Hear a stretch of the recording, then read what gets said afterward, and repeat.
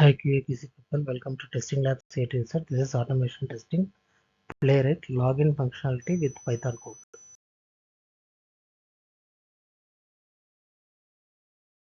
The scenario is write code for login functionality testing on Playwright using Python.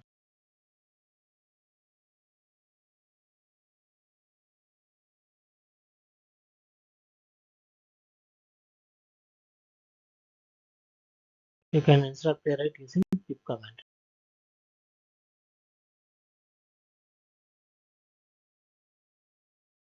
We are going to use PyTest for the Playwright functionality.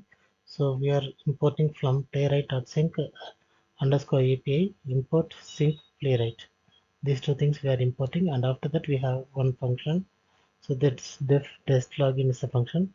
We have with sync playwright as p. So we are using the browser is equal to peter.chromium.launch.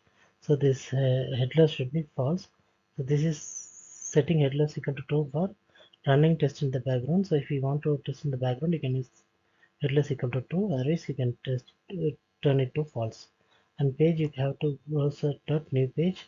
So then it will be handled in the new page, and you can navigate to the login page using page dot go to the particular page you want. You can set here, and username and password are the important field. So your page dot field you can use give the input name, username, and you can set what is the username you want, and page dot field input name equal to password, and you can set what is the password you needed. And for clicking the login button, we have to use the page dot click command, and say that we have to choose button type equal to submit.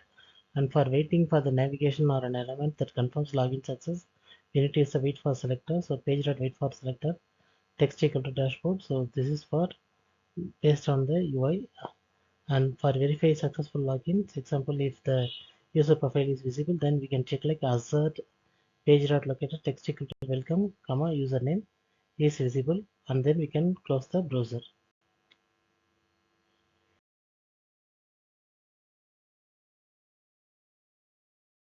To run the test, you have to use the pytest space test login.py. So what are the file name you have? You can use this one here, pytest space your file name.py.